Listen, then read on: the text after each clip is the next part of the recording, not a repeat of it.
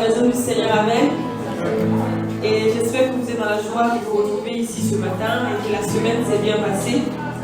Et ce matin, si nous sommes présents, vraiment c'est pour rendre la gloire à notre Père, lui dire merci de ce qui veille sur nous, de ce qui veille également sur les membres de notre famille. Amen. Et je vais vous inviter à nous donner pour que nous puissions célébrer ensemble notre Père.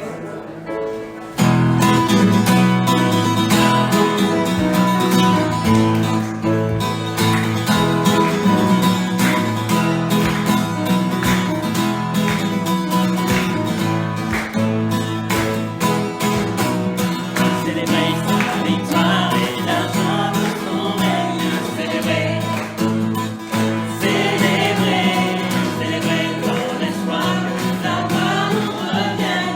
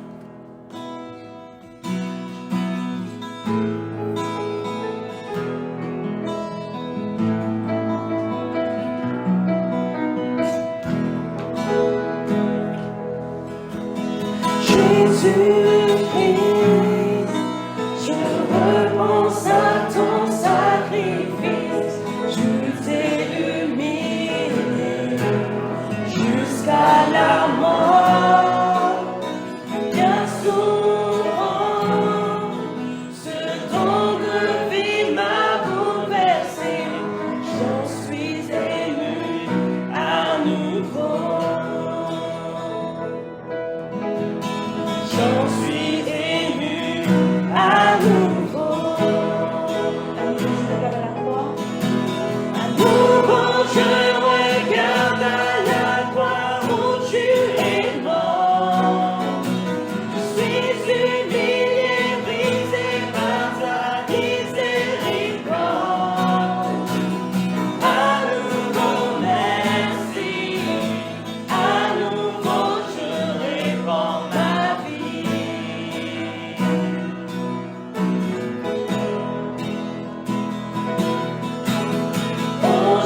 Aujourd'hui, tu règnes dans les lieux très hauts. Devant mon roi, je m'indignerai. À présent, émerveillé par ton salut, mon cœur t'exalte à nouveau. Mon cœur t'exalte à nouveau. À nouveau, je regarde à la croix où tu es mort. Je suis humilié, brisé par ta miséricorde. À nouveau, merci. À nouveau, je répands ma vie. Chantons merci pour la croix. Merci pour la croix. Merci pour la croix. Merci pour la croix, Jésus. Merci pour la croix. Merci pour la croix. Merci pour la croix, Jésus. Chantons encore merci pour la croix, Seigneur. Merci pour la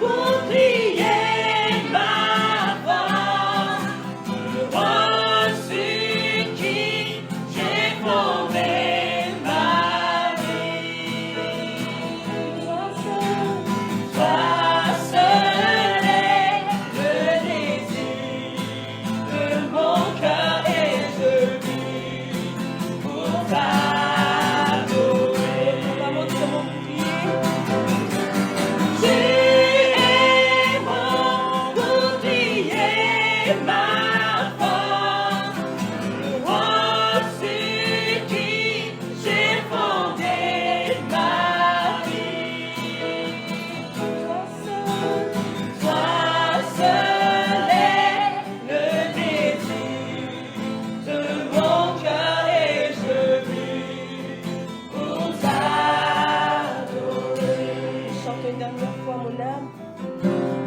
Mon âme soupira près de toi et mon esprit en moi te cherche.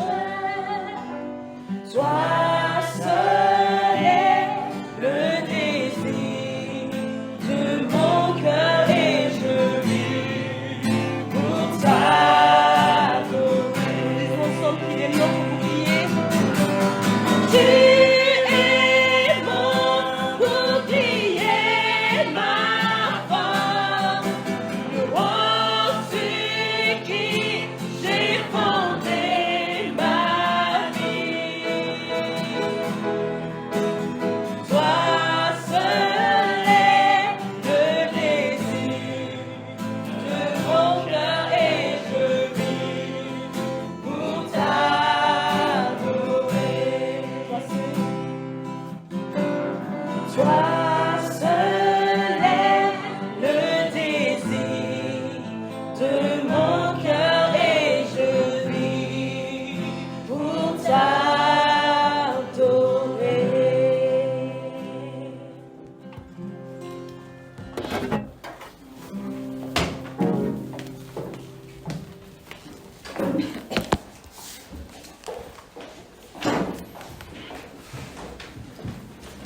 Louez l'Éternel, je louerai l'Éternel de tout mon cœur, dans la réunion des hommes droits et dans l'assemblée. Les œuvres de l'Éternel sont grandes, recherchées par tous ceux qui l'aiment. Son activité n'est que splendeur et magnificence, et sa justice subsiste à perpétuité. Il a laissé le souvenir de ses merveilles. L'Éternel fait grâce, il est rempli de compassion. Il a donné de la nourriture à ceux qui le craignent. Il se souvient toujours de son alliance. Il a montré à son peuple la puissance de ses œuvres en lui donnant l'héritage d'autres nations. Les œuvres de ses mains, c'est la vérité et la justice. Tous ses décrets sont dignes de confiance, bien établis pour toute l'éternité, faits avec vérité et droiture. Il a envoyé la libération à son peuple. Il a prescrit son alliance pour toujours. Son nom est saint et redoutable. La crainte de l'Éternel est le commencement de la sagesse. Tout ce qui respecte ses décrets ont une raison saine. Sa gloire subsiste à perpétuité. Amen. Seigneur, merci pour nous avoir appelés ici ce matin. Dans ce lieu, dans ta maison, Seigneur, dans ta présence. Oui, Seigneur, nous voulons, Seigneur, vraiment rentrer dans ta présence de tout notre cœur, notre personne même, notre corps, notre cœur, notre âme, qui t'appartient, Seigneur. Seigneur, bénis ce lieu, bénis ce temps, bénis nos cœurs. Seigneur, console chacun de nous et fortifie chacun de nous à travers ta parole pour que nous puissions, Seigneur, vraiment être dans ta gloire, dans la sainteté qui est dans ton nom, Seigneur. Merci pour le nom, merci pour ton Fils, Seigneur, merci pour Jésus-Christ qui s'est donné sous la croix pour nous donner Seigneur, cette vie en toi, Seigneur. Merci. Reçois la gloire à travers notre chant, notre prière. Et Seigneur, sois le chef de notre vie, Seigneur. Merci. J'ai prié au nom de Christ. Amen.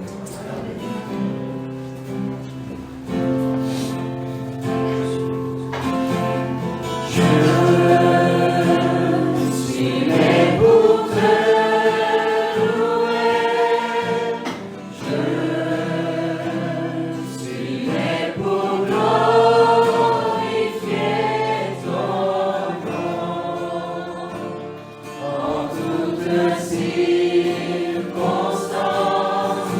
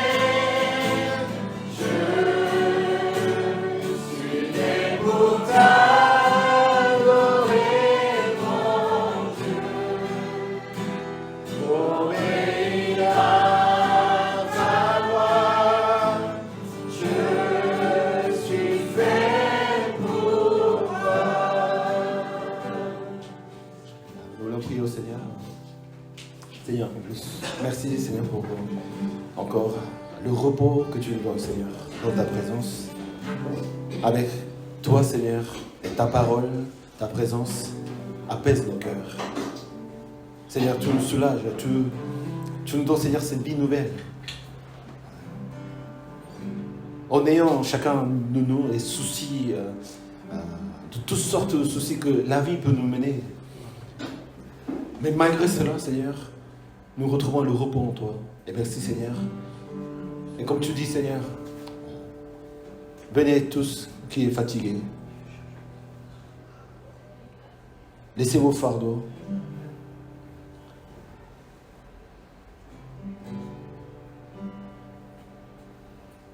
Devant moi. Et ayez le repos dans le nom de Jésus-Christ. Amen. Amen.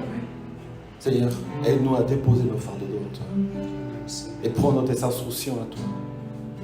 Seigneur, que nous puissions marcher vers ta gloire. Merci encore pour ce repos. Merci encore de nous donner, Seigneur, cette paix dans notre vie. Merci, Seigneur, pour ta présence. Prions ensemble. Merci,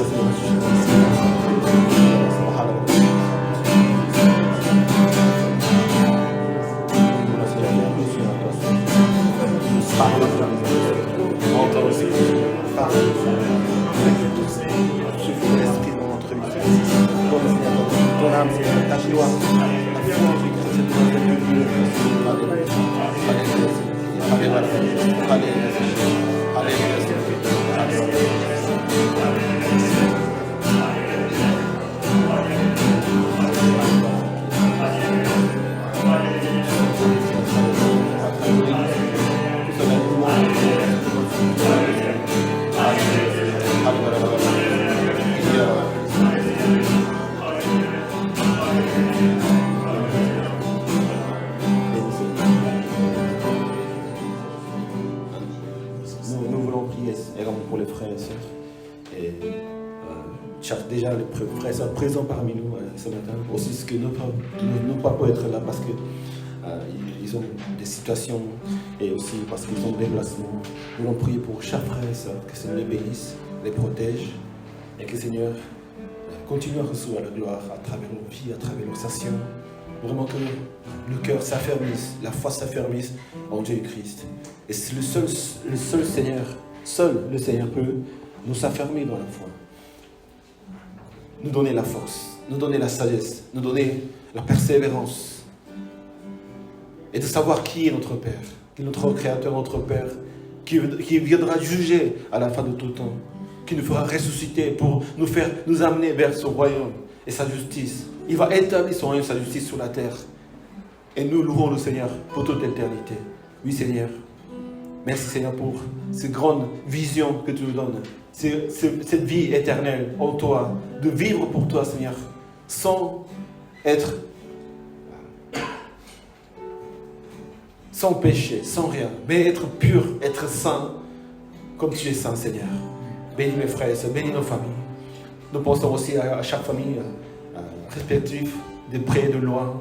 Que Seigneur continue à marcher dans leur vie, continue à les supporter dans leur vie, continue à marcher, les fortifier dans la vie de nos familles, nos parents, nos frères et sœurs. Prions ensemble. Soutiens nos ministères, dans la force, dans la sagesse, dans le Seigneur, que c'est vraiment marcher en ta vie. Merci pour l'or, merci Seigneur pour leur cœur, merci Seigneur pour ce qu'ils font dans leur vie, Seigneur. Merci Seigneur parce que tu es merci de veiller les enfants.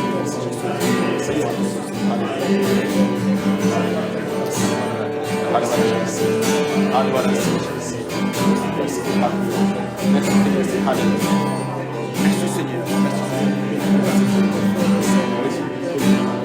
Je suis vraiment le roi. Seigneur, veille sur nous.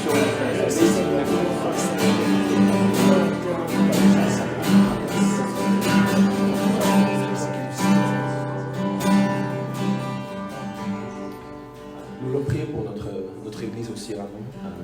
Nous sommes vraiment nous passons 6 mois cette année que nous avons dit la nouvelle naissance de cette église. Nous sommes dans le processus spirituel même et que nous sommes en train de édifier, bâtir la maison du Seigneur. Et beaucoup de choses déjà s'est mis en place.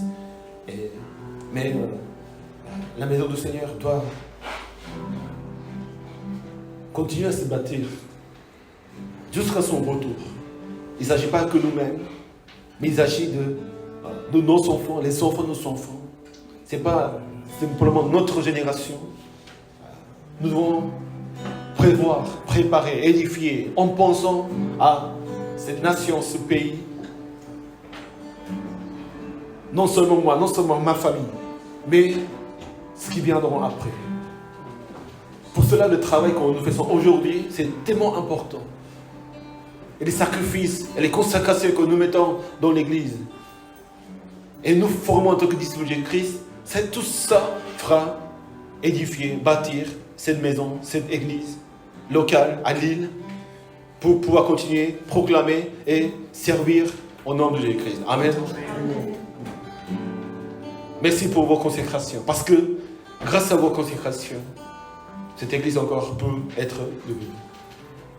Et chaque Église a besoin de ses ouvriers, ses dirigeants, ses conducteurs, ceux qui mettent vraiment leur temps, leur vie, leur cœur pour pouvoir établir ce royaume. L'Église, Seigneur, le corps de Christ. Nous devons prendre soin de son Église. Amen. Nous devons prendre soin de la santé physique de cette Église. Nous sommes le corps. Vous devez être fort. Vous devez consacrer au Seigneur. Que le Seigneur vous édifie, vous fortifie, vous fasse grandir. Tous les uns les autres. Nous avons besoin d'être ensemble pour soutenir les uns les autres. Seigneur, bénis ton Église. Seigneur, bénis la vie de chacun. Amen. Fais de nous, Seigneur, tes disciples, à ta ressemblance, comme tu l'as été, Seigneur, Jésus-Christ. Nous connaissons notre Seigneur, notre modèle, notre chef, notre tête. C'est la tête de cette Église. C'est personne d'autre. Et Seigneur nous appelle à être les membres les uns des autres. Combien nous se reconnaîtrons encore? Parce que Seigneur a appelé nos frères et sœurs pour pouvoir former le corps de Christ, de différentes nationalités, différentes cultures, mais unis par la parole de Dieu. Merci Seigneur. Continue à édifier, continue à bâtir. Reçois notre consécration, Seigneur. Sanctifie-nous, Seigneur, dans ton Église, dans le corps de Christ. Bénissons l'Église, bénissons les projets de l'Église, tout ce qui va arriver cette année, naître nouveau. Mais pour que de nouvelles choses arrivent, il faut laisser les anciennes choses. Pour que la consacration arrive, pour que les sanctifications arrivent, il faut laver les vêtements. Il faut enlever les habits anciens, les vieilles outres, nos habitudes, nos pensées. Si on ne fait pas ce travail personnel que nous avons à faire, il n'y aura pas de sanctification que nous espérons dans le Seigneur. Mais le Seigneur a déjà béni cette Église. Amen. Amen. La lumière arrive. La lumière est là. Il s'agit maintenant de nous. Est-ce que nous allons vers la lumière? Nous allons vers la victoire? Ou encore, nous continuerons à rester là-haut, dans les obstacles, dans les circonstances difficiles? Seigneur, merci Seigneur, parce que tu nous appelles. Oui Seigneur, nous voulons, nous avons vu cette victoire. Merci Seigneur, nous sommes tellement bénis à travers ta parole, à travers ta présence. Continue à bâtir Seigneur, à appeler tes serviteurs, tes enfants pour bâtir ta maison Seigneur. Prions ensemble. Alléluia. Alléluia. Bénis Seigneur. Que ton Église soit sanctifiée. Que ton Église Seigneur soit bénie par ta parole Seigneur. Je sais pas le Seigneur, les sauts, la ascension. Alléluia. Alléluia. Bénis mon Seigneur. Bénis les uns les autres. Alléluia. Alléluia. Alléluia. Alléluia. Alléluia. Alléluia.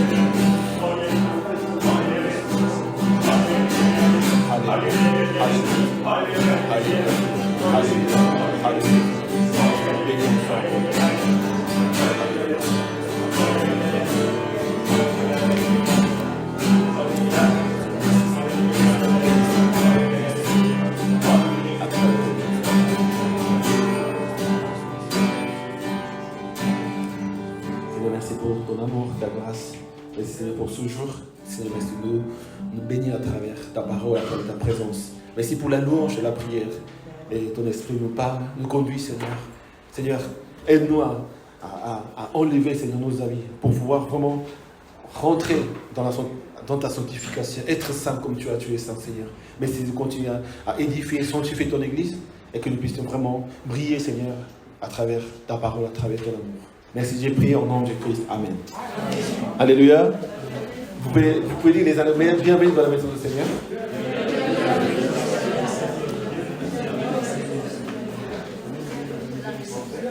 Encore, vous pouvez dire les uns aux autres, je me sens bien avec toi.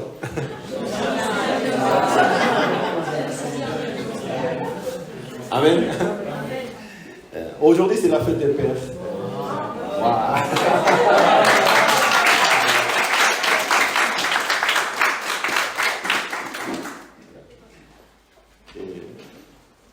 Donc, nous voulons aussi un peu parler sur la question de père dans la parole de Dieu. Et c'est un bon jeu, c'est un grand jeu. Et vraiment, bravo et félicitations. Bon fête aux pères qui sont présents. Aussi aux pères qui ne sont pas là avec nous, mais nous pensons à notre famille. Et c'est vrai que moi j'ai 2 enfants, donc 10 ans et 11 ans, ils sont 12 et 10 ans. Et c'est vrai que c'est pas évident d'être père. C'est pas évident d'être père, parce que nous savons comment l'être. Mais comme nous vivons dans la famille, donc nous sommes, des fois, nous voulons être un bon père, mais c'est vrai, personnellement, c'est pas très facile. Mais puisque nous sommes dans le Seigneur, et c'est le Seigneur nous appelons Père, notre Dieu, notre Père, parce que c'est le Père que nous a fait. C'est aussi, ça démontre, c'est des relations d'intimité avec le Père. C'est pas un Dieu, c'est pas un être suprême simplement. Il est Dieu aussi, mais nous appelons Père parce qu'il est tellement, il nous connaît tellement bien. Il est notre Créateur. Il n'y a pas d'autre meilleur mot pour dire notre relation avec notre Dieu, il est mon Père. Il nous comprend. Et il sait qui nous sommes. Et il nous connaît le mieux que nous-mêmes. Alors qu'en étant père de corps naturel, on essaie de faire notre mieux, mais c'est vrai que nous avons des limites. Et c'est pour cela que Seigneur nous appelle à comprendre son amour, à étudier sa parole, à pouvoir être vraiment un bon père pour les enfants que Seigneur nous a confiés. Et c'est aussi bénir les familles. Et nous sommes dans la grâce, parce que sans Dieu, nous ne pourrions pas vraiment assumer ce rôle d'être un père, une mère, un enfant, des amis, des frères, des sœurs. Ces relations que nous avons dans la vie, ces relations qui font tout de la vie. Les hommes, nous sommes faits pour être en lien les uns les autres. Et c'est à travers la parole de Dieu que le Seigneur nous enseigne, et aussi à travers les hommes et les femmes que le Seigneur nous a envoyés dans nos vies pour connaître encore son amour. Et nous rendons grâce au Seigneur encore pour ce jour, et que le Seigneur vous bénisse. Et que le Seigneur vous bénisse, les pères, les mères, les familles, que le Seigneur nous bénisse. Nous voyons la parole de Dieu, il y a un verset seulement que nous voulons lire, en Éphésiens chapitre 4, verset 32. Éphésiens chapitre 4, verset 32. Et je vais lire la parole de Dieu. Soyez bons et pleins de compassion les uns envers les autres. Pardonnez-vous réciproquement comme Dieu nous a pardonné en Christ. Amen. Donc Éphésiens 4, c'est un chapitre, tout un long chapitre, qui parle de l'Église. Déjà, qui nous sommes? Comment l'Église se compose? Les différents membres, les différents dons et les talents. Et nous formons le corps de Christ en étant les uns les autres, les membres les uns les autres. Avant de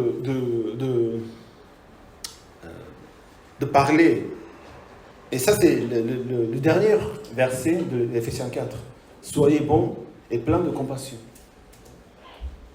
Mais avant ce verset, aussi, Seigneur nous rappelle ce qu'il ne faut pas faire quand on est ensemble dans la communauté chrétienne, dans l'Église. Parce qu'il ne s'agit pas que de moi et du Seigneur. Il ne s'agit pas que de moi. en tant qu'individu. Nous vivons dans une société individualiste. Nous vivons en tant qu'individu, c'est vrai, ce lien avec le Seigneur, ces relations avec le Père. Notre Dieu que nous appelons le Père doit s'établir en premier. Amen. Doit s'établir. Ce n'est pas simplement des rassemblements des gens, ce n'est pas une association, ce n'est pas un lieu pour se rassembler. Nous sommes ici d'abord parce que nous avons un lien avec le Père. Nous croyons en Jésus-Christ. Nous appartenons à notre Seigneur, à notre Père qui est dans les cieux, le Dieu créateur.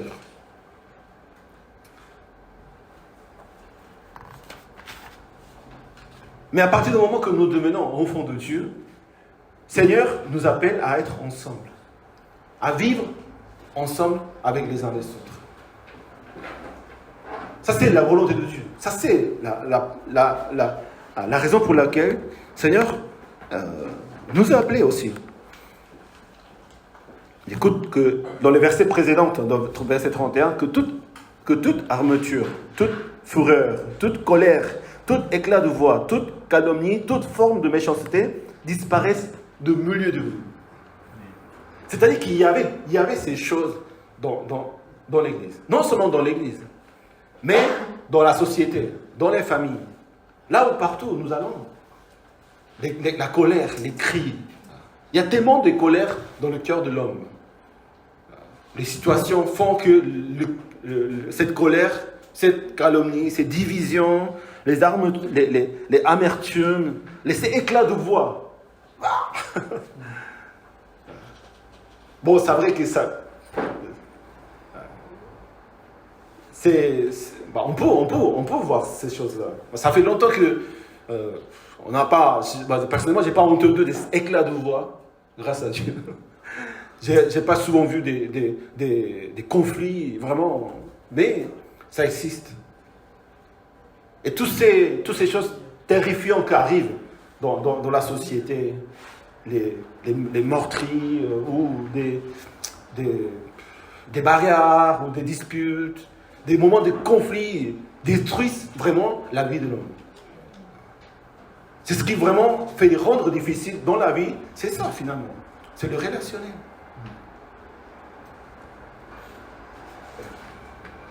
Et Seigneur, puisque dans l'Église, les hommes et les femmes, nous en tant que des pécheurs, aussi on vient dans l'Église, dans la maison du Seigneur, on essaie de vivre de notre meilleure façon, mais si on n'a pas vraiment un beau lien avec le Père, avec le Seigneur, on devient tout de suite pareil, monstre. Père, pourquoi c'est toi qui as fait? C'est toi qui as fait.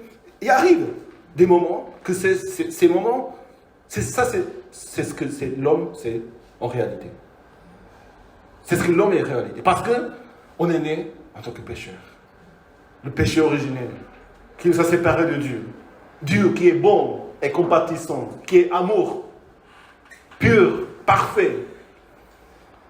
L'homme coupé à cause du péché ne peut que devenir méchant, ne peut que être mauvais vers soi-même et vers les autres. Pour cela que toute relation que nous pouvons avoir dans la vie, ça commence à partir de Dieu. Dieu nous enseigne à être un enfant de Dieu. À partir de ce moment-là, que les relations commencent. En tant que frères et sœurs, en tant qu'enfants de Dieu, en tant que frères et sœurs. Mais cela, ça continue dans nos familles, dans le monde, dans le travail. Et le Seigneur nous parle vraiment de combien c'est important ce relationnel dans la vie des uns des autres.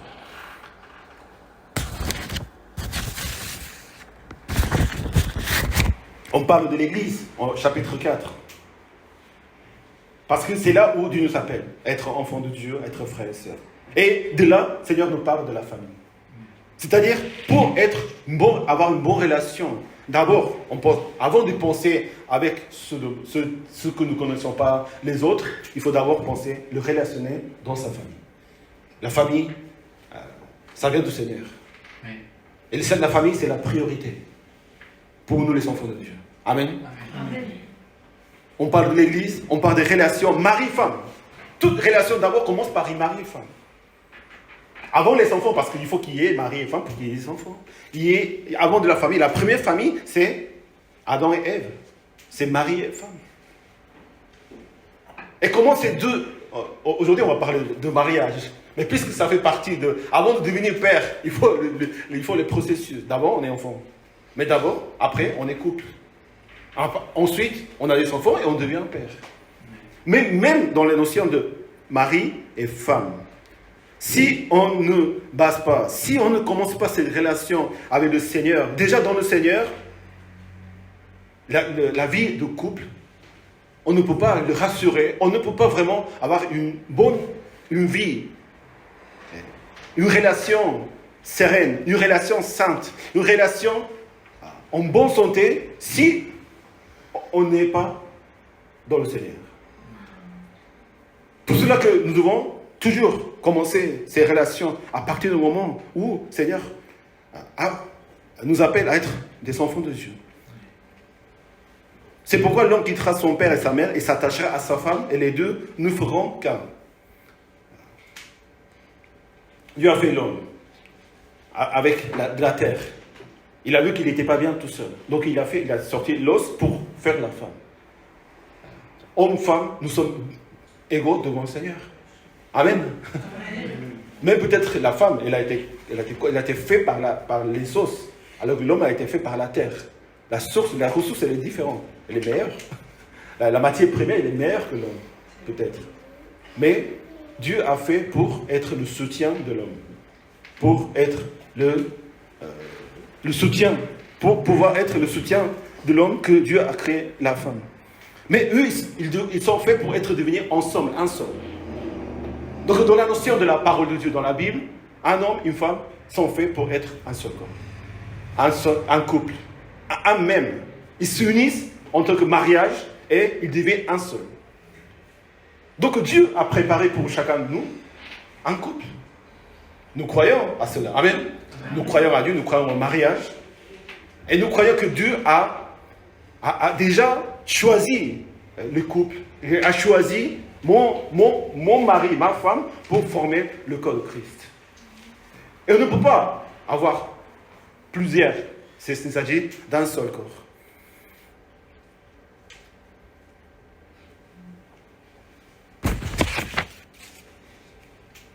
Et cette union, c'est prioritaire. Dans la parole de Dieu, cette union entre hommes et femmes, c'est prioritaire. C'est là où ça commence, les relations des uns des autres. Et quand les enfants naissent dans ces familles, aussi, ils apprennent à avoir la relation à travers les parents. Les premières personnes qui vont avoir en contact, c'est la mère. Ensuite, le père. Chacun a différents rôles. Mais c'est ça ce qui va construire l'enfant, la vie des uns des autres. Nous sommes tous été grandis dans une famille et ayant des relations avec le père et la mère. Alors si ces relations entre les pères et mères et les enfants ne sont pas comme il faut l'être, c'est là où il y a des différences, conséquences, des difficultés qu'il peut y avoir. Dans la parole encore, l'apôtre Paul dit à Timothée, quand il doit choisir les dirigeants de l'église, il dit, si quelqu'un ne sait pas diriger sa propre maison, comment prendra soin de l'église de Dieu? Les diacres aussi doivent être fidèles à leurs femmes et bien diriger leurs enfants et leur propre maison.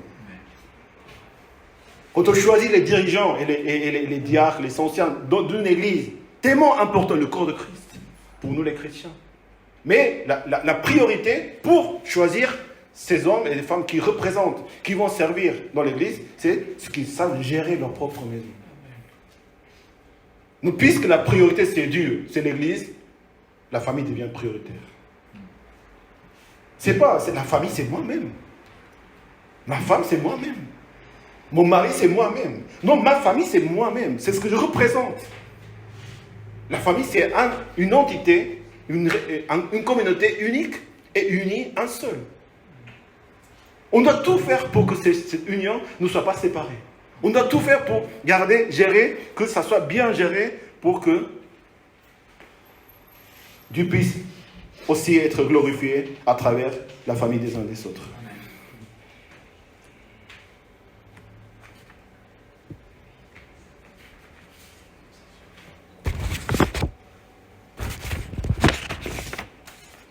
C'est important nos familles. Amen. Amen. Le passé, c'est le passé. Mais si on oublie la notion de la famille dans la parole de Dieu, avant de tout faire autre chose, on ne pourra pas vraiment arriver à comprendre vraiment l'amour du Père, aussi aimer nos frères et sœurs, vraiment aimer le monde, si on ne peut pas vraiment aimer et prendre soin de sa propre famille. Ça, c'est la famille, la question famille naturelle, physique. Maintenant aussi, il y a la question de la famille spirituelle. C'est-à-dire l'église, mon église, avec mes frères et sœurs. Notre Père, Dieu, il est le chef de l'église, il est la tête de l'église. Donc c'est lui qui nous unit, c'est lui qui nous fait un seul corps, et c'est lui qui nous fait vraiment la notion de l'église en tant que corps, en tant qu'église, nous sommes une famille. Donc nous devons aussi avoir cette notion de famille dans l'église. C'est-à-dire aimer mes frères et sœurs, prendre soin de mes frères et sœurs. Comment si je ne peux pas prendre soin de mes frères et sœurs, je pourrais prendre soin des autres? Donc c'est la priorité qui fait pour nous de servir, aimer l'église, parce que c'est ça d'être dans le Seigneur, et c'est ça de pouvoir vraiment glorifier le Seigneur.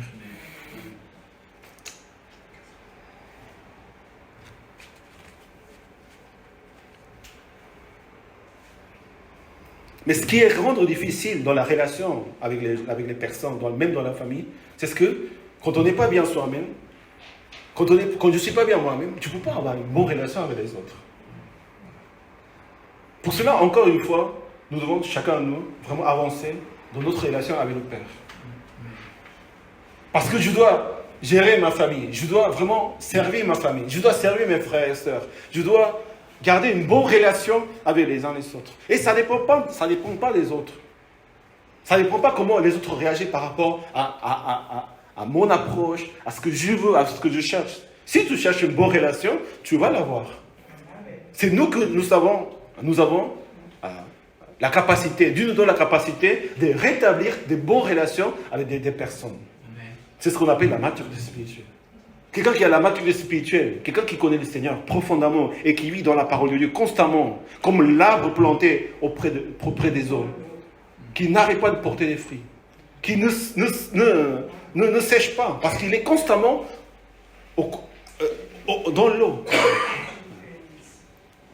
Si notre état spirituel, nous avons besoin de Dieu, à chaque fois qu'il y a des soucis, il y a des problèmes, ou quand les choses ne vont pas bien, c'est qu'il n'y a pas de l'eau suffisante qui peut nous nourrir dans notre âme. Mais si nous sommes constamment dans le Seigneur, chaque jour, Amen, chaque jour dans la prière, chaque jour dans la parole de Dieu, chaque jour dans notre cœur, là où partout nous allons, même au travail, même avec les gens qui ne sont pas chrétiens, même ailleurs que vous partez en vacances même, vous gardez dans le cœur le Seigneur. Mes frères et sœurs, son Église, la mission et tout ce que le Seigneur nous a donné à travers les promesses, il faut garder pour être bien d'abord dans sa vie. Amen. Si on n'est pas bien, si on n'a pas la bonne santé physique, tout sert à rien. Je gagne, je fais, mais si la santé n'est pas bonne, comment nous pouvons faire quelque chose? D'abord, il faut être bien soi-même. Amen. Allez-y à dire l'autre. Est-ce que tu es bien aujourd'hui?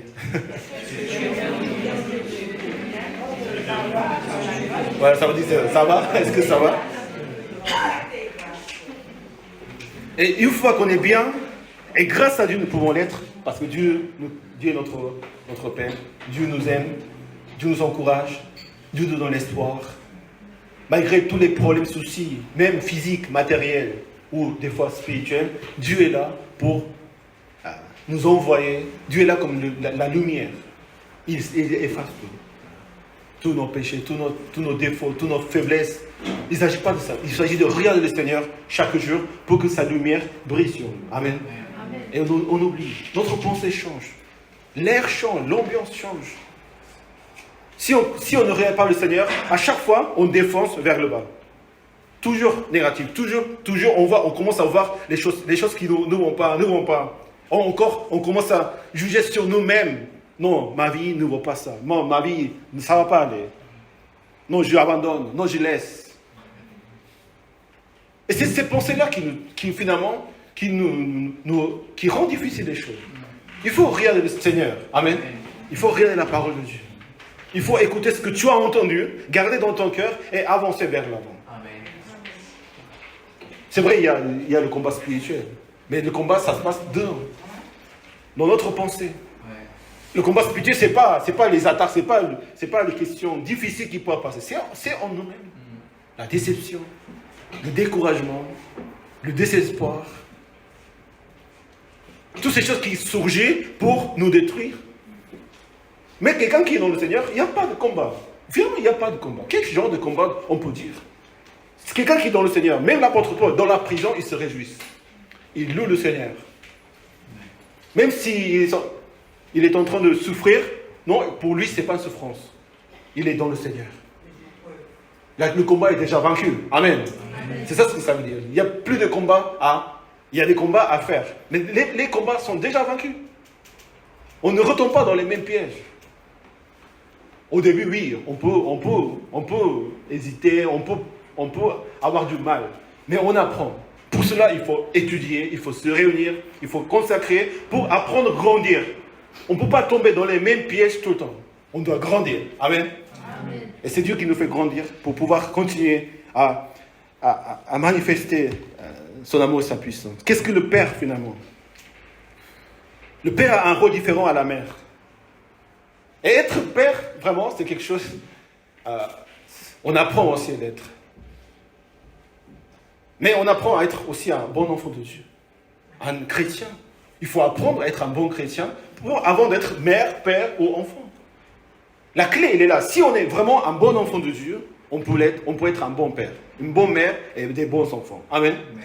Et aussi un bon citoyen, un bon samaritain pour le peuple.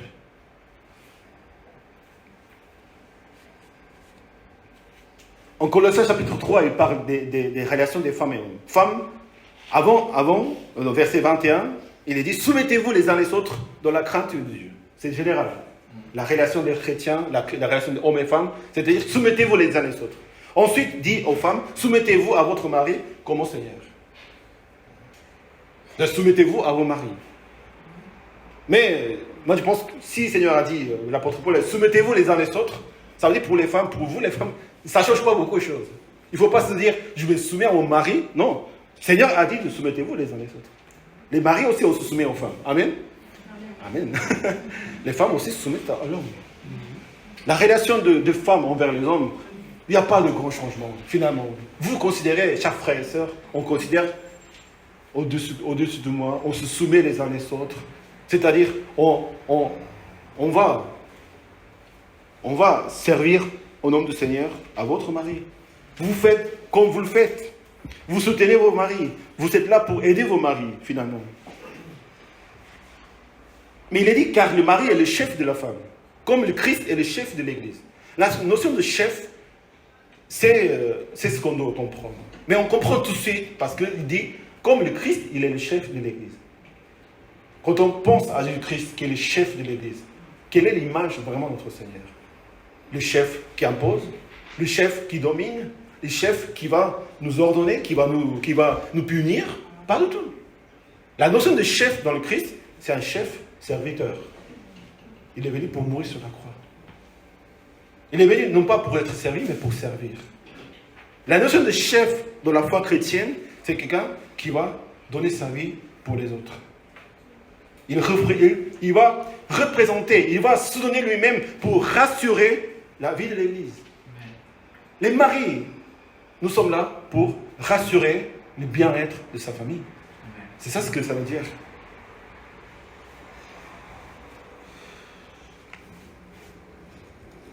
Marie, aimez votre femme comme Christ a aimé l'Église. Il s'est donné lui-même pour elle. C'est ça d'être chef. Le chef doit donner sa vie pour elle. Pour sa femme et pour ses enfants. Il doit sacrifier, il doit consacrer. Ça, c'est la notion globale, naturelle d'un père. N'importe quel père, il ferait tout pour son fils, pour ses enfants. Mais, puisque l'homme corrompu et le péché dans le monde, dans la vie humaine, souvent, ce n'est pas toujours le cas. Mais nous, en tant qu'enfants de Dieu, nous, en tant qu'enfants de notre Dieu créateur, la vérité, et nous croyons à la parole de Dieu, Dès qu'on est chrétien, dès qu'on est enfant de Dieu, tout de suite, on se soumet à Dieu, on se soumet les uns les autres. On aime les uns les autres comme soi-même. Ça, c'est le commandement de Dieu. Aime ton Dieu de tout ton cœur, de toute ton âme. Et aime ton prochain comme toi-même. Donc, ça s'applique directement de dire, le Père, en tant qu'homme, je dois donner ma vie pour ma famille. Et il s'agit de ta famille. C'est-à-dire que ce n'est pas simplement un frère et sœur.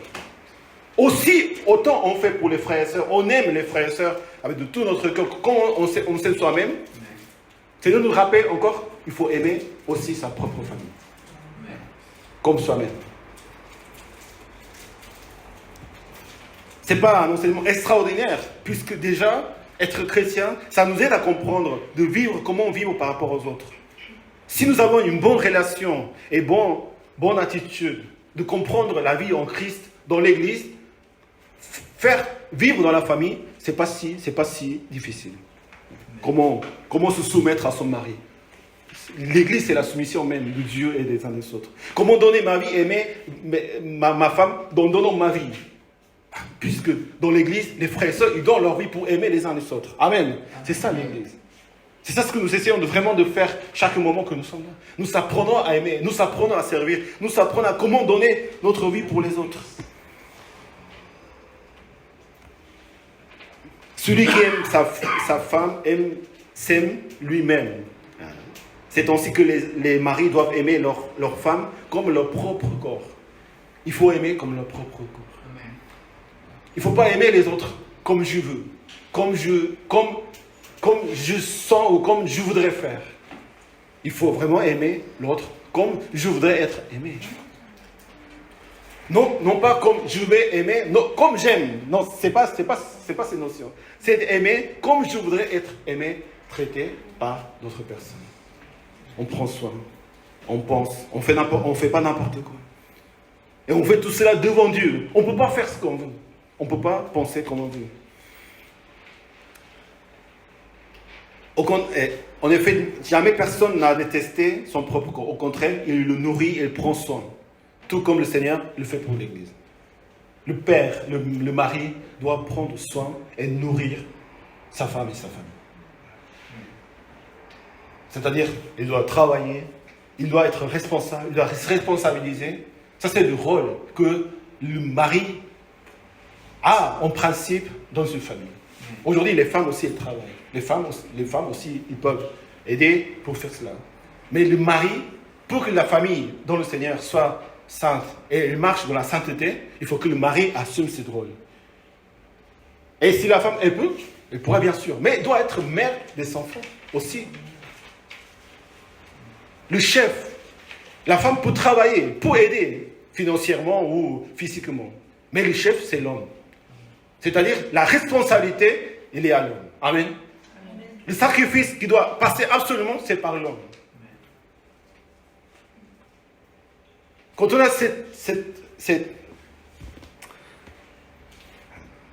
quand on comprend ce rôle, c'est là que vraiment, dans la famille et avec les relations, avec les enfants, ça peut aller dans le bon sens où le Seigneur nous appelle. Il doit nourrir comme le chef qui est notre Seigneur Jésus-Christ.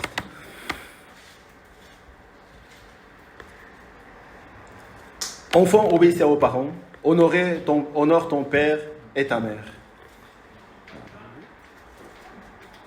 Bon, nos parents, ils prennent l'âge aussi. Même mon père aussi, il est très âgé, ma mère aussi. Mais nos parents aussi sont très âgés. Et quand on devient père, on comprend mieux ce que d'être père, comment il faut prendre soin. Parce qu'ils deviennent faibles et ils sont seuls. Donc les enfants, maintenant, c'est à eux de prendre le rôle de prendre soin et de les aimer et de faire le mieux possible. Mais dans tout ça aussi, comme la première parole, soyez bons et pleins de compatissants, ça concerne aussi les enfants. Les enfants, nous devons être, par rapport à nos parents, bons et compatissants. Amen. Amen. Combien j'aurais aimé que, quand j'étais enfant, j'aurais compris ces notions d'être bon et compatissant. Et toute personne qui a connu l'amour de Dieu, la bonté de Dieu, la compassion de Dieu, il peut mettre en pratique cela. Même si on n'est pas encore père, mère. Il ne faut pas attendre de devenir père pour souffrir et pour ressentir ce que d'être lourd, difficile, d'être un père. Dans le Seigneur, on est capable de comprendre la vie même en étant très très jeune, parce que c'est la vérité. C'est vrai, l'expérience de temps, c'est pas des choses légères. On apprend à travers le temps. Mais le Saint-Esprit nous fait comprendre que chaque âme, c'est précieux. Chaque personne a besoin de bonté et de compassion. Amen. Il faut être bon et compatissant. Bon, toutes sortes de bonté. Les fruits de l'esprit, d'abord c'est le fruit de bonté. Après c'est la justice et la vérité. Quand on est dans le Seigneur, on a souvent de dire, wow, ça c'est la vérité, ça c'est la justice. Mais ce que Dieu avance en première, c'est la bonté. Amen. S'il n'y a pas de bonté, on a fait, non, tu as fait massif, non, la parole de Dieu c'est ça, il faut faire ceci, ça c'est d'être juste dans la foi chrétienne. Mais s'il n'y a pas de bonté, comment ça peut passer ce message? Jésus n'est pas venu pour juger le monde. Jésus est venu pour vivre avec les pécheurs. Non seulement la bonté, la gentillesse, ça c'est pas tout. Mais ça passe d'abord par la bonté. Le moyen de proclamer l'évangile, le moyen de se servir, c'est la bonté.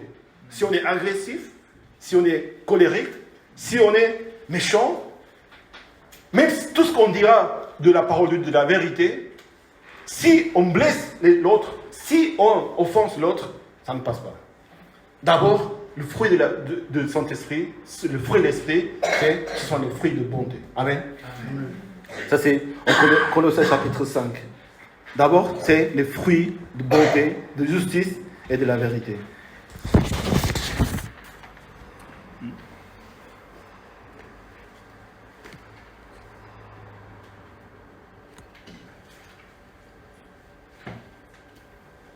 Et soyons bons avec nos parents. Amen. Amen. Compatissant, ça veut dire les comprendre. Le père doit arriver à comprendre son enfant.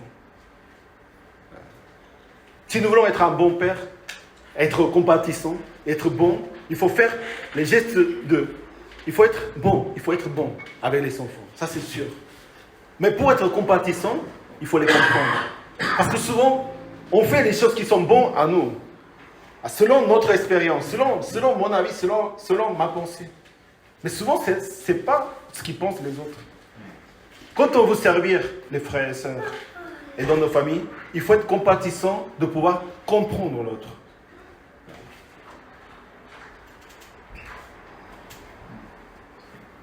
Et on peut le faire parce que c'est le Seigneur qui nous donne cette sagesse. Et c'est le Seigneur qui nous fait comprendre. Et pour comprendre l'autre, il faut parler. Amen. Il faut parler avec nos familles. Il faut qu'on parle avec nos enfants. Il faut qu'on parle avec nos parents. De se poser, de parler. C'est vrai qu'aujourd'hui, avec les écrans, les ordinateurs, même les enfants, ils sont très très occupés. Mais il faut trouver le moment de parler avec eux. Vraiment, il faut parler pour comprendre ce qu'ils pensent. Sinon, il y a des choses qui ne passent pas. Il y a des choses on n'arrive pas à établir une relation parce qu'il n'y a pas de conversation, il n'y a pas des choses qui viennent et qui va et qui vient, de comprendre, pour qu'ils me comprennent, pour que je comprenne. Et c'est de là que commencent les relations. Et c'est de là que nous pouvons être bons comme les uns les autres. En Jean chapitre 10, le Seigneur parle de berger. C'est le bon berger et le bon berger donne sa vie pour ses brebis. Vraiment, l'image de berger, c'est l'image du père. Parce que c'est la même notion. Les bergers donnent sa vie pour les brebis. Tout comme un père. Le simple salarié, il n'est pas un berger et les brebis ne lui appartiennent pas. C'est ça, le père, les enfants, ils appartiennent au père. Pour nous, la famille, la femme, et ma femme et mes enfants, ils m'appartiennent, mais ils appartiennent au Seigneur. Et nous appartenons au Seigneur tous. Mais quelqu'un qui n'est pas le père ne nous appartient pas. C'est une question d'affaires, parce qu'il est simplement payé, le salarié. Il abandonne les brebis. Le père ne peut jamais abandonner ses brebis, ses enfants. Amen. Amen. Ça c'est la notion du père. Le père n'abandonne jamais ses enfants. N'abandonne jamais. Un père biblique, un père dans le Seigneur, un père dans la foi chrétienne. Quoi qu'il arrive, on n'abandonne pas sa famille. Amen. Amen. Et avec cette idée, avec ce cœur, ces relations, ça marche différemment.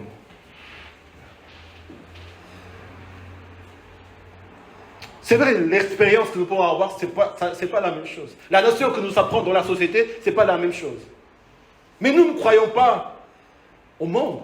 Nous ne croyons pas aux individus, même à mes expériences. Nous croyons dans le Seigneur. Pour cela, il faut garder. Pour cela qu'il faut que ça puisse s'établir dans la vie des uns des autres. Amen. Ça, c'est le berger, la notion de berger. Il n'abandonne pas ses brebis. Alors que le salarié, il abandonne. Alors le loup s'empare et les dissipe. Car le simple salarié, il travaille pour de l'argent et il ne se soucie pas des brebis. Le père se soucie de ses brebis. Le père se soucie des enfants. Pourquoi il sacrifie? Pourquoi il fait des choses? Parce qu'il se soucie. Il veut le meilleur pour les enfants. Il veut que ça aille bien. Parfois, on se trompe. Parfois, on ne choisit pas les bons moyens. Parfois, on ne choisit pas les bonnes paroles. Mais il faut corriger, il faut avancer, il faut améliorer. Il faut améliorer. Amen. Il faut améliorer chaque année. Être meilleur père que l'année dernière. Être meilleur père que l'année dernière. Avec la parole de Dieu, avec la sanctification. Parce que c'est la priorité. Avant de toute autre action, l'Église, les enfants de Dieu, doit prendre soin de sa famille. Amen. C'est la même notion pour l'Église. Les dirigeants de l'Église, souvent on appelle père spirituel. L'apôtre Paul était père spirituel Timothée. Dieu envoie dans nos vies des êtres comme les pères, c'est-à-dire les pères qui prennent soin de ses brebis. Et on se soucie de la vie de l'Église, on se soucie de la vie des frères et sœurs. Peut-être on ne peut pas faire grand-chose. Moi, je ne peux pas faire grand-chose pour mes enfants. Je dis, fais ceci, fais cela, mais ça ne marche pas. C'est trop dur. Fais ceci, fais cela. C'est de tout mon cœur pour que mes enfants, ils aillent bien. S'ils ne se lavent pas bien, ce n'est pas bon pour la hygiène. Donc, lavez-vous, ou faites ceci, cela. Mais, je me soucie, mais je ne peux pas faire tout ça à leur place. Mais ce qui est important, c'est que tu te soucies pour eux. Dans l'Église, c'est pareil. La foi des frères et sœurs. On doit se soucier les uns des autres. On doit prier les uns les autres. On ne doit jamais abandonner un frère, une sœur, de quoi qu'il arrive. On prie, on accompagne, mais à un moment, Dieu viendra pour les conduire, les amener, et les fortifier dans la foi, s'affermir dans la foi, en croyant à la parole de Dieu, en ne se dispersant pas ailleurs, mais en étant vraiment le corps de Christ. En 1 Pierre chapitre 5, prenez soin du troupeau de Dieu, qui est sur votre garde. Non par contrainte, mais de bon gré, selon Dieu. Faites-le non par recherche d'un gain, mais avec dévouement. Non en dominant sur ce qui vous sont confiés, mais en étant des modèles de troupeau. Nous devons être le modèle de troupeau, le modèle dans chaque famille. La notion de père, ce n'est pas simplement à l'homme. Si tu es le premier chrétien dans ta famille, dans la notion de spirituel, tu es le père spirituel, tu es la mère spirituelle, tu es le modèle de ta famille. Comment on va conduire, comment on va créer des relations avec la famille, comment on va prendre soin de ma famille en tant que famille spirituelle. Tu connais le Seigneur, tu as connu sa bonté, sa compassion, tu sers l'Église, tu apprends à servir, tu apprends à aimer. Maintenant, on le met ça dans la pratique, dans la vie de nos familles. Même si je suis enfant, je suis le père spirituel de ma famille. Amen. Amen. Vous devez être. Vraiment, ces liens paternels, c'est-à-dire ces liens intimes avec les uns les autres pour pouvoir servir et aller vers eux. Surtout en étant bons et compatissants envers les autres. Amen. Soyons bons et compatissants. Amen. Amen. Essayez de comprendre la personne.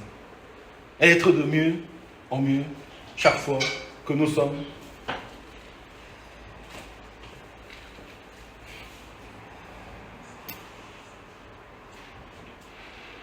Et que la famille s'établisse dans l'Église, dans vos familles, à travers vous, à travers chaque personne de nous, les membres de nos familles se réconcilient et on trouve vraiment le bonheur à travers la parole de Dieu, à travers sa grâce. Amen. Amen. Que le Seigneur vous bénisse. Prions ensemble.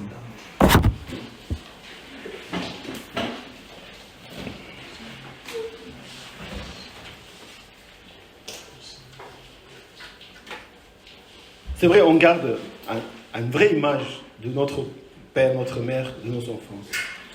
Vraiment, c'est cette image qui reste dans notre vie et qui va vraiment former qui nous allons être dans notre avenir.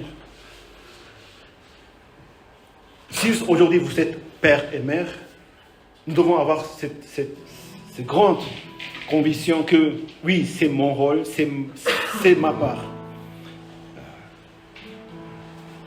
Comment nous devons faire? C'est Dieu qui nous montrera. Mais se soucier, n'abandonnez jamais. Ça, c'est très important. Mais si nous pensons à notre passé, ce qui a été nos parents pour nous, il faut comprendre aussi. Il y a eu de mal, il y a des choses qui n'ont pas été bien faites. Mais ce n'est pas simplement de rejeter sur les fautes, sur nos parents ou sur quelqu'un d'autre. Il faut être bon et compatissant. Il faut être bon et compatissant dans les deux sens. En tant qu'enfant, en tant que bon, en tant que père et mère, que nous devons conduire les enfants de Dieu vers notre Seigneur.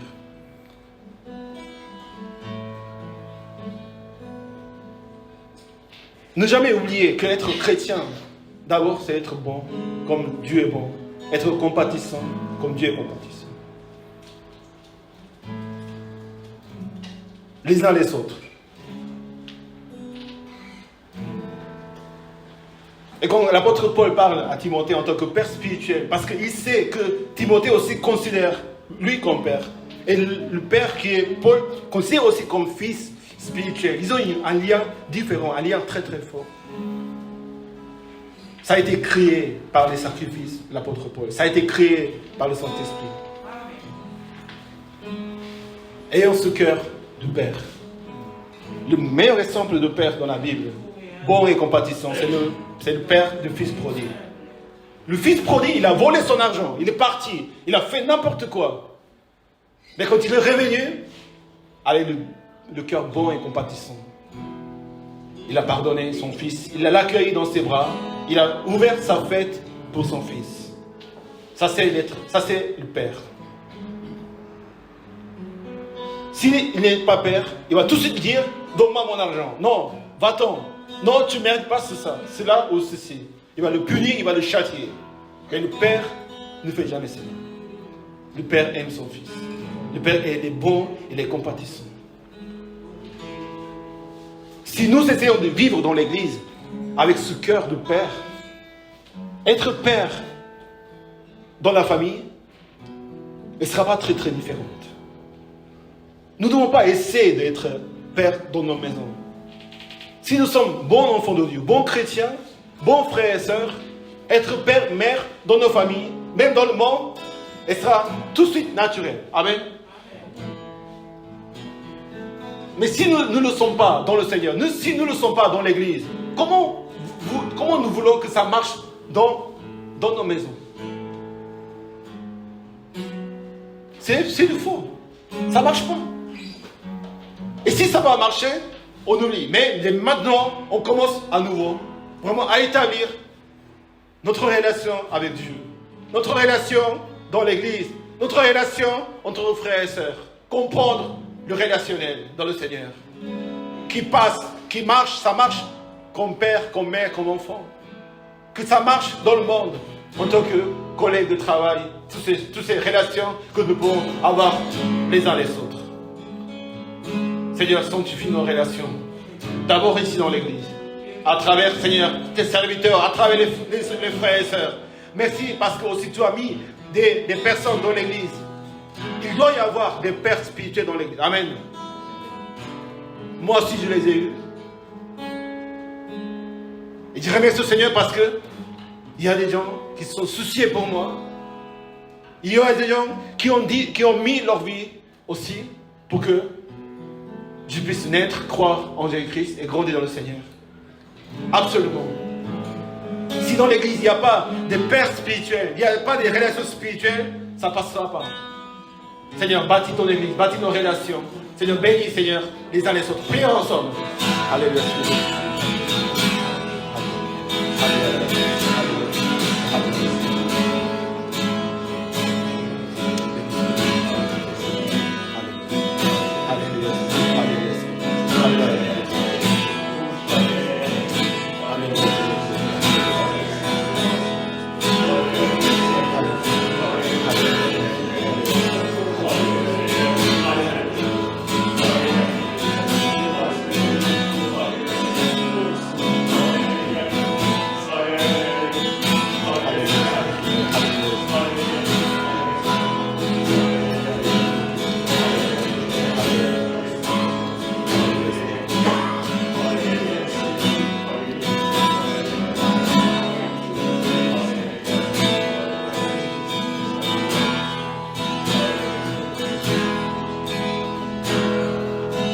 Nous, les pères, nous sommes les chefs de nos familles. C'est-à-dire, nous devons conduire, nous devons prendre soin, nous devons les nourrir, nous devons rassurer, protéger le bien-être de sa famille. Dans l'église, c'est pareil. Un père ou un dirigeant de l'église doit avoir ce cœur de père, se soucier, vraiment faire avancer, conduire. Comme le berger avance devant les brebis. Il avance, il doit avancer, il doit conduire, il doit prendre les initiatives. Il doit sacrifier. Personne ne lui dit de quoi faire. C'est lui qui doit savoir ce qu'il doit faire pour le bien-être de sa famille, pour le bien-être de ses brebis, comme le fait le berger. Soyons le berger du Seigneur. Amen. Soyons vraiment le bon Père que le Seigneur cherche, le bon dirigeant de l'Église que le Seigneur cherche. Et que le Seigneur puisse nous bénir à travers ces hommes et ces femmes que Dieu met dans les églises et dans nos familles. Ceux qui ont besoin de la prière, vous pouvez vous lever, nous allons prier les uns les autres.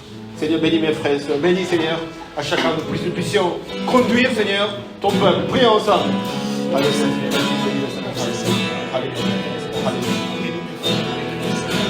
Alléluia.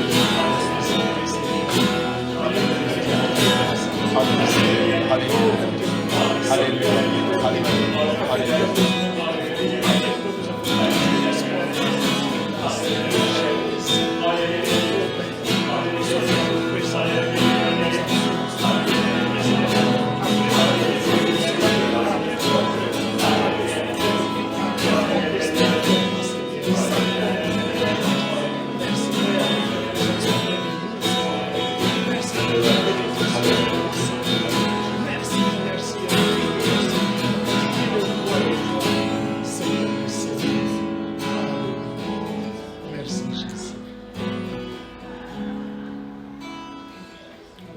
Si nous croyons en Jésus-Christ, nous avons accepté en tant que notre Seigneur et Sauveur, et nous avons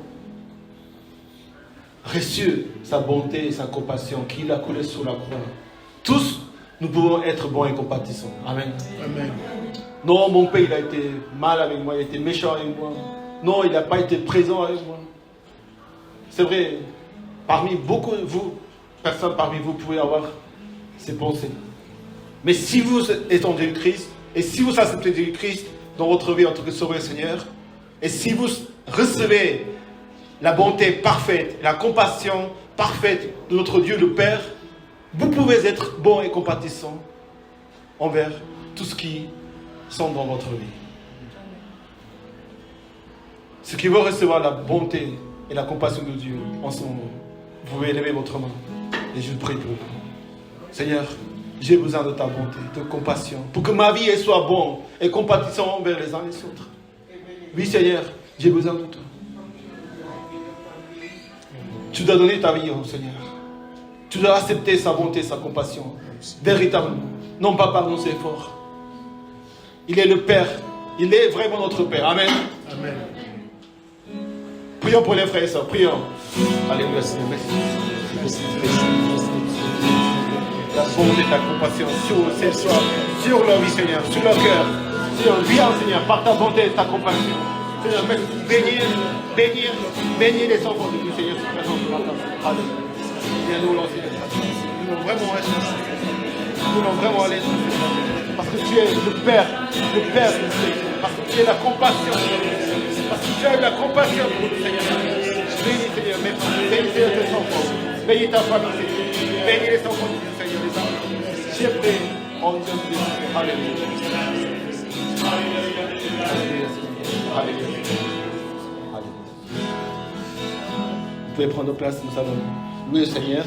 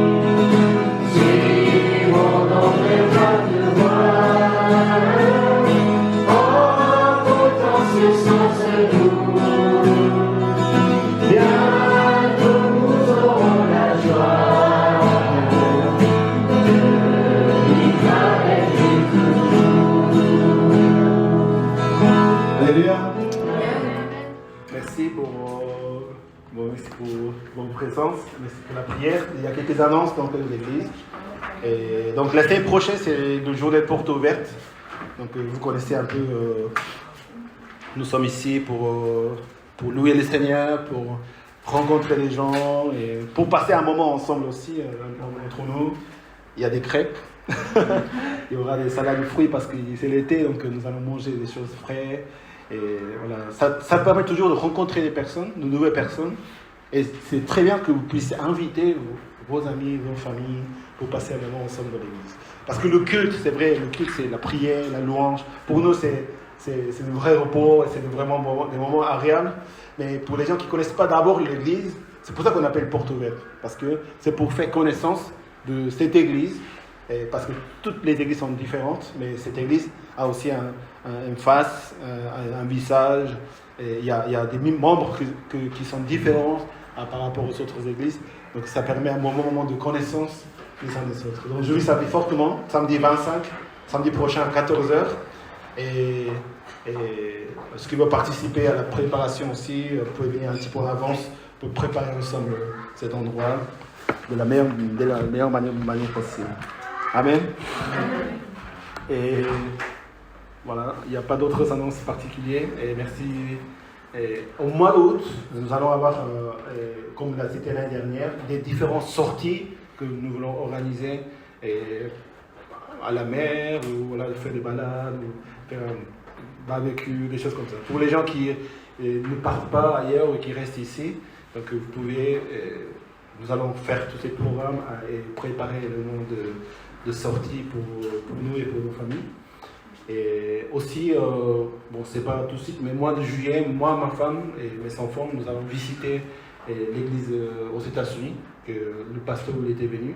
Donc il y a ma soeur qui est pasteur là-bas, avec mon beau-frère que vous avez vu. Aussi, mes parents, ils vont nous rejoindre là-bas pour passer un moment ensemble de la famille. Ça faisait pas mal de temps qu'on ne se voyait pas à cause du Covid. Et donc, la première semaine de juillet, je serai là, mais je reviens que la dernière semaine de juillet. Donc, au départ, c'était de partir en Argentine, où mes parents ils habitent. Mais ma soeur et mes parents ils ont décidé que je vienne aux États-Unis, parce que sinon ma soeur ne pouvait pas venir. Donc c'est compliqué, la famille est un peu séparée dans les différents coins du monde. Mais c'est grâce de Dieu pouvoir rejoindre ma famille, mes parents qui sont âgés aussi. Mon père il était pasteur, mais il est à la retraite. Donc il est un peu tout seul et il fait de l'évangélisation dans la rue avec sa trompette. Moi je suis vraiment fier de lui et ma soeur aussi, elle est sœur d'église. Donc merci, je vous demande à la prière que ça se passe bien. Et je participe une semaine à une formation des pasteurs de ces églises où l'église aux États-Unis fait partie d'un réseau des églises partout dans le monde. Donc ils réunissent les pasteurs pour faire des conférences, des séminaires, aussi de partager des moments avec d'autres pasteurs. Et je pense que ça nous aide beaucoup à préparer le ministère dans l'église. Et donc ça fait deux choses en même temps. Ça n'est pas simplement voir la famille naturelle, mais aussi de pouvoir voir des frères et sœurs, des pasteurs, pour nous former à la suite, pouvoir de mieux vous servir, c'est-à-dire de mieux être un meilleur pasteur et aussi un meilleur père, je pense. Et je pense que c'est une grâce cette année pour nous et je vous remercie pour toutes choses. Et voilà, est-ce qu'il y a d'autres annonces ou d'autres choses que vous voulez partager, que j'ai oublié, quelque chose? Non, je pense pas. Ah, j'ai hésité de vous montrer, mais bon, mon fils il a fait une lettre pour moi ce matin. Ma fille aussi elle avait fait, mais je ne sais pas si je pense qu'elle a repris parce que du chef. Bon, en vérité, ce que ma fille elle a fait, c'est à l'école, c'est à l'école. Mais l'année dernière, elle a fait la même chose. Donc ils vont noter les parents, son père. Est-ce qu'il a été bon? Est-ce qu'il a fait il a acheté des gâteaux? C'est-à-dire, pu me faire bien ou très bien. Mais en général, j'ai eu meilleure note que l'année dernière. Il m'a dit, t'as amélioré. Donc, ça va. Et mon fils, il a dit, cher papa, tu es le best d'elle quand tu m'achètes des chips et des boissons. Quand on regarde des films, je peux aller chez un ami. Quand tu m'aides dans les devoirs, quand tu me prêtes ton téléphone, quand tu invites des amis, quand on part en voyage, et quand on écoute mes chansons, quand on va au cinéma et quand on va au resto. La bonté. La bonté, voilà. J'espère que l'année prochaine, j'aurai plus de ça dans ma vie. Voilà. Je pense qu'il s'agit vraiment de donner, de verser pour nous, pour les uns les autres. Mais parce qu'après, nous sommes dans le Seigneur. On ne va pas leur donner de mauvaises choses. On ne va pas penser autre chose. Nous devons vraiment être... j'ai pas bien fait, mais je dois faire mieux. Et l'année prochaine, j'espère faire mieux pour mes enfants et pour vous, pour le Seigneur. Amen. Bon, nous allons pour chanter au Seigneur. À toi, là, tu vois.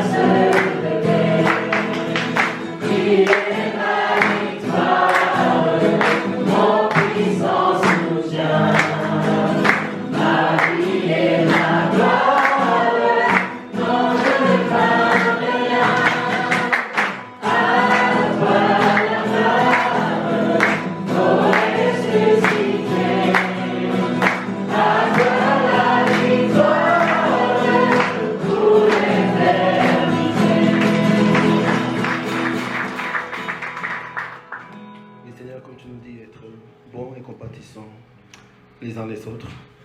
Seigneur, nous voulons être bons et comprendre, Seigneur, les uns les autres.